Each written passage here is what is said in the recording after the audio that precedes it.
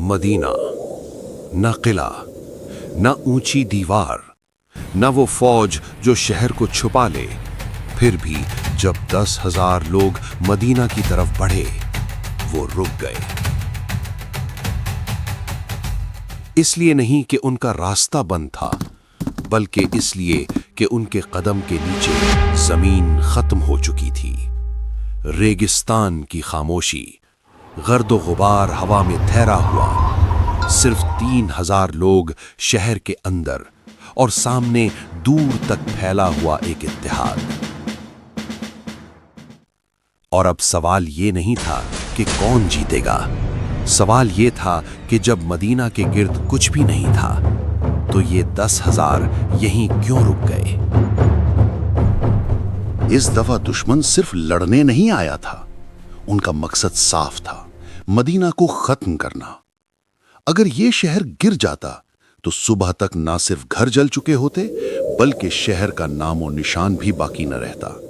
और मदीना के बाहर जो खड़े थे, वो एक लश्कर नहीं था, कुरैश, बनु नदीर, गताफान। मुख्तलिफ कबीले, लेकिन एक ही फैसला। 10,000 लोग एक ही वक्त पर, एक ही शहर के लिए। और जब इतनी तादाद एक जगह रुक जाए, तो तलवार से पहले खौफ चलना शुरू होता है। लेकिन इस कहानी का असल झटका यहां नहीं था।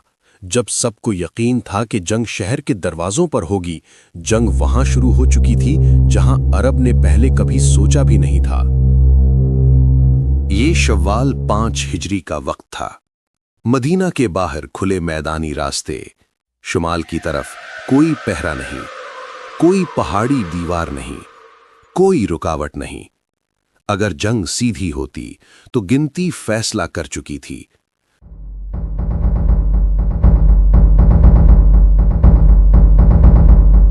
दस 10,000 का लश्कर 3,000 के मुकाबले में। इस तरह की जंग अरब ने पहले भी देखी थी, और नतीजा हमेशा एक जैसा होता था। लेकिन यहां एक मसला था। ये जंग रिवायत के मुताबिक नहीं लड़ी जा सकती थी, क्योंकि मदीना के पास हार का वक्त नहीं था। और इसी लम्हे पर जंग का रुख बदल देने वाली बात रखी गई, ऐसी बात जो अरब के लिए बिल्कुल नहीं थी।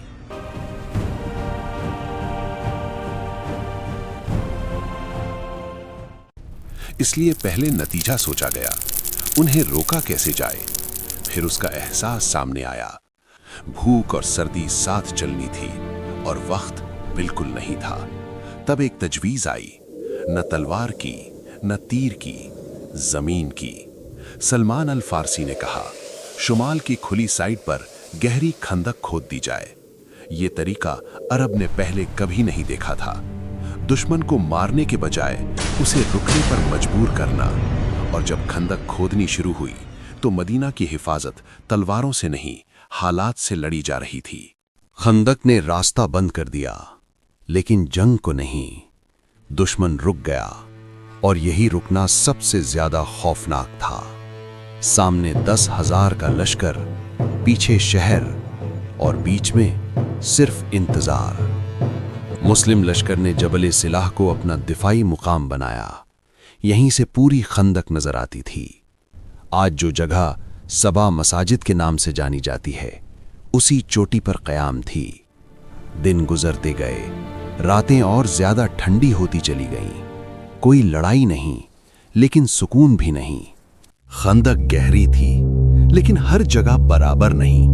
और जंग में सिर्फ एक कमजोर जगह काफी होती है। अगर कोई वहां से गुजर जाए, तो खंदक सिर्फ मिट्टी रह जाती है, और खौफ फैल जाता है। फिर वो हुआ जो सिर्फ अंदेशे में था। एक घोड़ा दौड़ता हुआ आया, और खंदक के तंग हिस्सा पर छलांग लगा गया। इस घोड़े पर बैठा था अम्र बिन अब्द वुद। ये कोई आम सिपाही नहीं था। अरब उसे एक लश्कर के बराबर समझते थे। ये एक पैगाम था कि अगर मैं आ सकता हूं, तो बाकी भी आ सकते हैं। और उस लम्हे पर जंग का सबसे नाजुक मोड़ आ गया। उस लम्हे पर सांस जैसे रुक सी गई। अम्र खंदक के इस पार खड़ा था, और पूरी फौज देख रही थी। یہ صرف مقابلہ نہیں تھا، یہ سوال تھا، کیا خندق کا فیصلہ غلط تھا؟ پھر ایک قدم آگے بڑھا علی ابن ابی طالب۔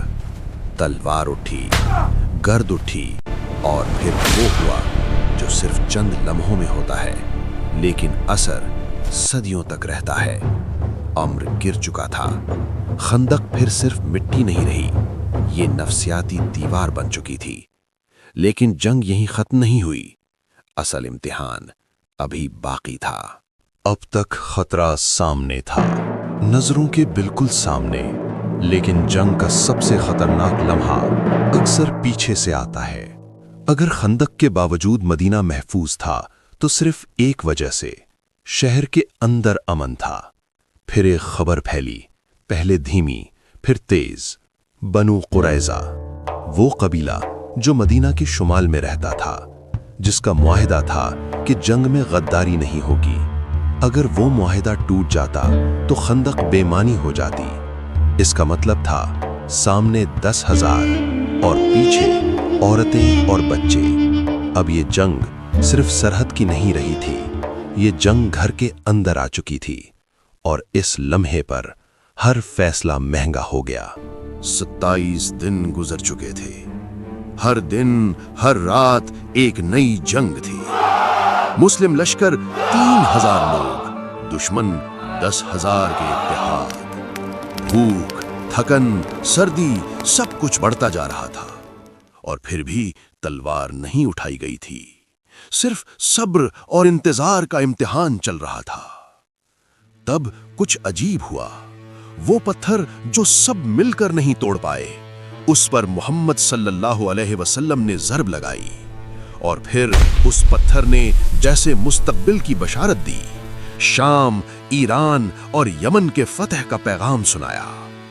اور پھر کھانے کا مسئلہ، جب سب کے پاس کچھ نہیں تھا، ایک چھوٹی سی روٹی جو جابر ابن عبداللہ نے دی، پورے لشکر کو کھلائی گئی۔ ہر چیز محسوس ہو رہی تھی، تھکن، بھوک اور ہوا کا خوف، مگر امید بھی ساتھ چل رہی تھی۔ اب سوال یہ تھا کہ یہ سب کامیابی کا پیغام ہے یا صرف انتظار کا امتحان؟ رات ڈھل رہی تھی، سردی کا جادو سر چڑھ کر بول رہا تھا، اور دشمن کا خیمہ بے ترتیب۔ پھر وہ آیا جو انسان کی پلاننگ کو ہلا دیتا ہے، سخت ہوا کا طوفان۔ خیمے اکھڑ گئے، آگ بجھ گئی، اور 10,000 کا لشکر جو اتنی محنت سے اکٹھا ہوا تھا بکھر گیا۔ یہاں تلوار نے کام نہیں کیا، نہ زمین کے خندق نے، قدرتی طوفان نے دشمن کے ارادوں کو توڑا۔ اور اس لمحے پر سب نے سمجھا، کبھی کبھی فیصلے اور حالات ہی جنگ کا نتیجہ طے کرتے ہیں۔ مدینہ بچ گیا، بغیر لڑائی کے، لیکن امتحان اور صبر کے ساتھ۔ نہ قلعہ تھا، نہ زیادہ لشکر تھا، پھر بھی مدینہ بچ گیا۔ یہ صرف ہمت اور اسٹریٹجی کا نتیجہ نہیں تھا، یہ صبر، یقین اور غیر معمولی حالات کا امتحان تھا۔ خندق نے رکاوٹ ڈالی، اور آخر میں ایک طوفان نے ان کے ارادے توڑ دیے۔ ہر چیز ایک کے بعد ایک گھٹ رہی تھی، اور پھر ایک لمحہ آیا جب سب کچھ اپنے آپ ٹھیک ہو گیا۔ مدینہ بچ گیا، اور دشمن جو سوچتا تھا کہ جیت پکی ہے، بے خبر واپس لوٹ گیا۔ کبھی کبھی جب آپشنز ختم ہو جاتے ہیں تو فیصلے اور ہمت ہی صورتحال کا رخ طے کرتے ہیں۔ اور یہی ہے اصلی وجہ کیوں یہ شہر اور یہ دعوت زندہ رہی۔ نہ قلعہ، نہ لشکر، مدینہ پھر کیسے بچا؟